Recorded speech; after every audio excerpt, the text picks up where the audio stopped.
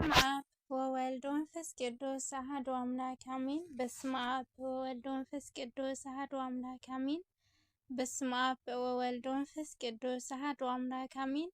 ሰላም ለክሙ ክብራን አሐትየ ወአኀውየ እፎ ሰንበትክሙ። ሰላም ንአሐትኩም ይኹን ክብራት ኣሕዋትየ ንኣሓትየን ከመይ እኒአኹም? ከም እግዚአብሔር ቅዱስ ፍቃድ ካብ ዝሓለፈ ዝቐፀለ ሰማያውያን ፍጥረታት ሳልሳይ ክፋል ሒዘልኩም መፅአ እኒአኹ። ጀሚረ ክሳብ ዝውድእ ምሳይ ክትፀንሑ ብትሕትና ይምሕፀን። ክትኣትዩ ከለኹም ናይ ደወል ምልክት ብምፅቃጥ ቤተሰብ ኩኑ። ቤተሰብ ዝኾንኩም ድማ ላይክ ሸር ምግባር ኣይትረስዑ።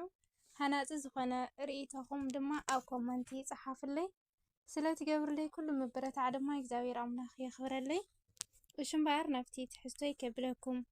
ሰማያውያን ፍጥረታት ሳልሳይ ክፋል መላእኽቲ ዝተገለጸሎም ሰባት። መላእኽቲ ዝተገለጹሎም ሰባት ቀዳማይ ሎጥ ካብቶም ኣብ ገዝኦም መላእኽቲ ካብ ዘተኣናገዱ ሰባት ሓደ እዩ። ኦሪት ዘፍጥረት ምዕራፍ 19 ፍቅዲ 3 ንምልክት ካብ እግዚአብሔር ዝተላኣኹ ቅዱሳን መላእኽቲ ሎጥ ዝቕመጠለን ዝነበራ ዓድታት ሰዶምን ጎሞራን ብሓጢኣተን ምኽንያት ካብ እግዚአብሔር መዓት ወይ መቕዘፍቲ ከም ዝወርደለን ንሱ ግና ምስ ሰበይቱን ደቁን ካብኡ ክለዓል ዝገበርዎ ሰባት መሲሎም ቅዱሳን መላእኽቲ ምዃኖም ኣብ ቅዱስ መጽሓፍ ተጻሒፉ እዩ። ንኣብነት ሐዋርያዊ ቅዱስ ጳውሎስ ንዕብራውያን ዝጸሓፎ መልእኽቱ ጋሻ ምቕባል ኣይትረስዑ፣ ሓደ ሓደ ሰባት እንተይፈለጥዎም መላእኽቲ ኣብ ገዝኦም ኣተኣናጊዶም ኣጋይሾም እዮም ይብለና። መልእኽቲ ዕብራውያን ምዕራፍ 13 ፍቅዲ 2 ጋሻ ምቕባል እግዚአብሔር ዝፈትወን ዝተቐደሰን ዓብይ ስራሕ እንትኸውን እዚ ስራሕ እዚ ሒዞም ዝነበሩ መንፈሳውያን ሰባት ቅዱሳን መላእኽቲ ከም ሰባት ተመሲሎም ኣብ ገዝኦም ኣትዮም ተኣናጊዶም እዮም። ኣበ ብዙሃን ወይ ከዓ ናይ ብዙሓት ኣቦ ዝተባሃለ አብርሃም እውን ጋሻ ኣብ ገዝኡ ካብ ንምቕባል ካብ ምፍታውን ዝተለዓለ ካብ መላእኽቲ ብላዕሊ ስሉስ ቅዱስ ኣጋዕዝተ ዓለም ቅድስት ስላሴ እግዚአብሔር ኣምላኽ ኣብ ገዝኡ ከም ዘተኣናገደ ኣብ ኦሪት ዘፍጥረት ምዕራፍ 19 ብሰፊሑ ተገሊጹ ኣሎ። ካልኣይ ንጦቢት ኣብ ዘመነ ንጉስ ሰናክሬም ዝነበረ ኣብ ቅድሚ እግዚአብሔር ስነ ምግባሩ ዝጸበቐን ጦቢት ዝበሃል ሰብ ነበረ።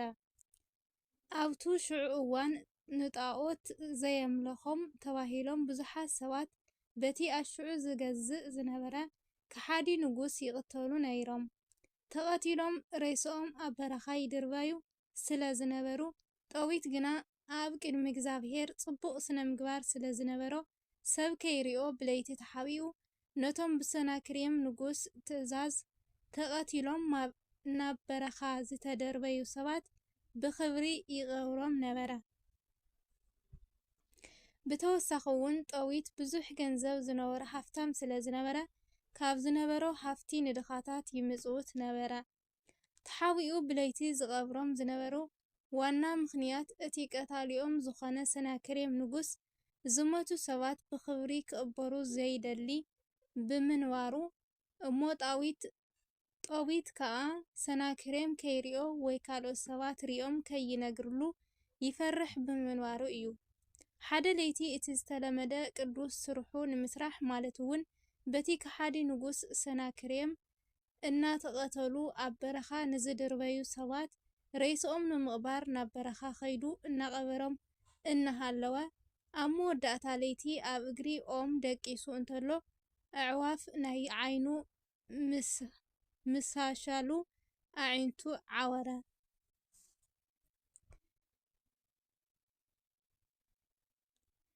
ዓይኑ ዓዊሩ ኣብ ገዝኡ ኮፍ ምስ በለ ሰበይቱ እቲ ቅድም እትገብሮ ዝነበርካ ጽቡቕ ስራሕ ኣበየሎ እግዚአብሔር ዝፈትዎ ስራሕ ሰሪሕካ እንተትኸውን ነይርኻ እዚ ኩሉ መከራ ኣይምረኸበካን ነይሩ እናበለት ልክዕ ከም ሰበይቲ ኢዮብ እግዚአብሔር ረጊምካ ሙት ዝዓይነቱ ሞራልካ ዝወቅዕ ዘረባ ትፀውዮ ነይራ እያ።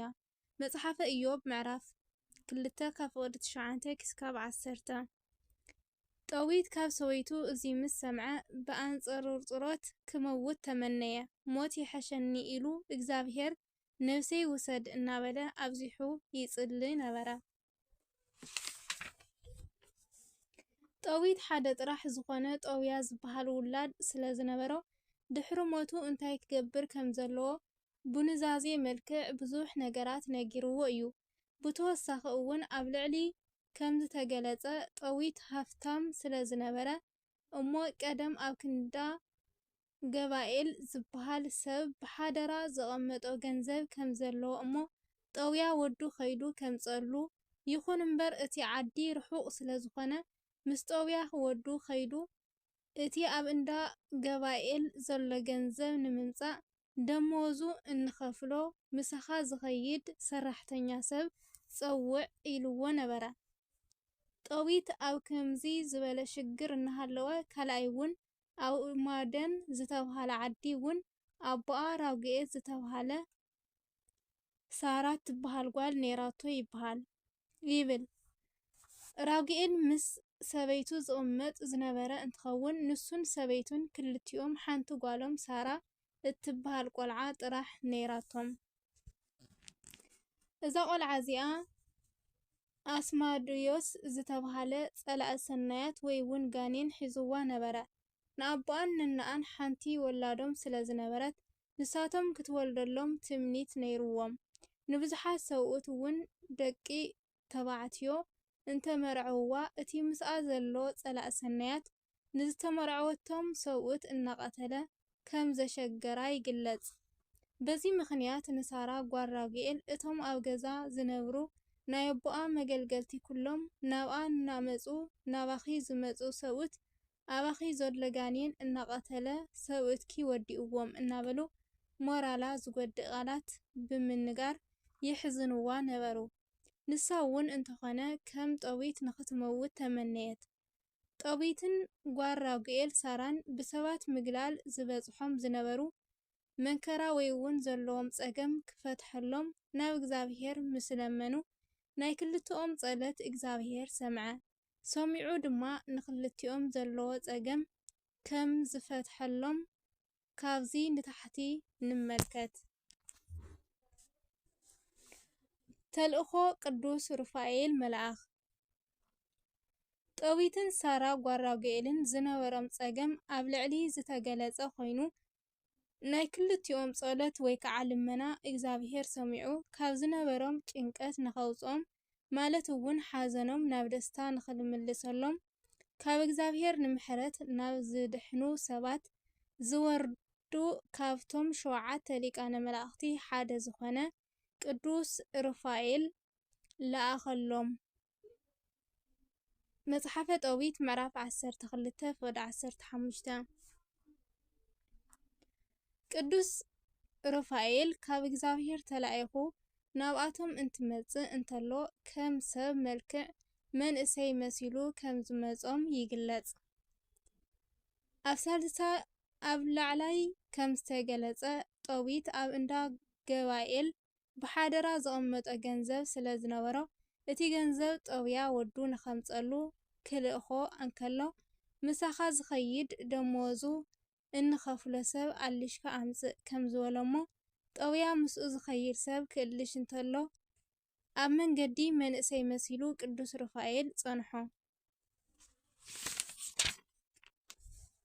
ጠውያ ድማ ነቲ ሰብ መሲሉ ኣብ መንገዲ ዝጸንሖ ቅዱስ ሩፋኤል መልአኽ ደመወዝካ ክንሓስበልካ ገንዘብ ንምምጻእ ምሳይ ክትኸይድ ፍቓደኛ ዲኻ ኢሉ ምስ ሓተቶ ቅዱስ ሩፋኤል እውን እሺ ኢሉ ናብ ጠዊት ሓቢሮም ከይዶም ተመሪቖም ናብ እንዳ ገባኤል እንትጓዓዙ ኣብ መንገዲ ዓብይ ቐላይ ከም ዝጸንሑ እሞ ኣብኡ ከም ዝተሓጸቡ ኣጋጣሚ ካብቲ ዓብይ ቀላይ ድማ ዓሳ ወፂኡ ንጠውያ ክበልዖ ክውሕጦ እንትብል ቅዱስ ሩፋኤል ምዃኑ ዘይፈልጥ ጠውያ እቲ ምስኡ ዝነበረ ሰብ ማለት እውን ቅዱስ ሩፋኤል ነቲ ዓሳ ሓዞ ሓሪድካ ከብዱን ሓሙቱን ልቡን ብጥንቃቐ ሓዞ ኢልዎ ይብል።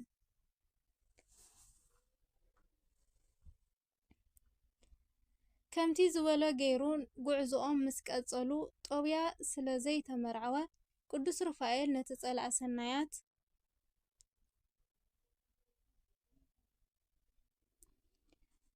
ሒዝዋ ዝነበረት ጓል ራጉኤል ሳራ ዝተመርዐዋ ሰውእት እናቐተለ ዘሸግራ ንዓዓ ተመርዐዋ ኢሉ ንጦብያ ከም ዝነገሮ ይገልጽ።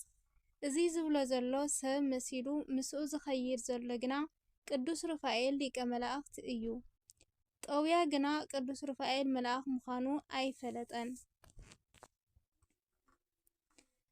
ጦብያ እውን ናይ ወለተ ራጉኤል ሳራ ታሪክ ማለት እውን ኣብኣ ሓዲሩ ዘሎ ጸላእ ሰናያት ከመርዕዋ ንዝመፁ ደቂ ተባዕትዮ እናቐተለ ከም ዘሸገራ ይፈልጥ ስለ ዝነበረ ከምቶም ዝሞቱ ሰብኡት ክመውት ዶ ደሊኻኒ ኢሉ መለሰሉ።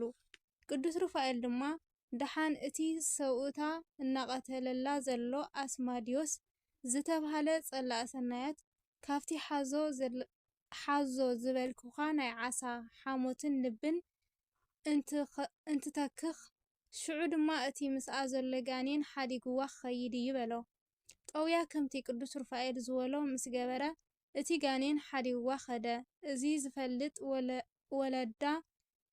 ዝፈለጡ ወለዳ ድማ ኣዝዮም ተሓጐሱ። ንሎሚ ነበረና ሰማያውያን ፍጥረታት ክፋል ሳልሳይ ኣብዚ ተፈጸመ። መበል 4ይ ክፋል ይራኸበና። ስለነበረና ጊዜ ኩሉ እግዚአብሔር አምላክና ሽሙ ዝተኸበረ ዝተመስገነ ይሁን። አሚን። ወስብሐት ለእግዚአብሔር ወለወላዲቱ ድንግል ወለመስቀሉ ክቡር አሚን።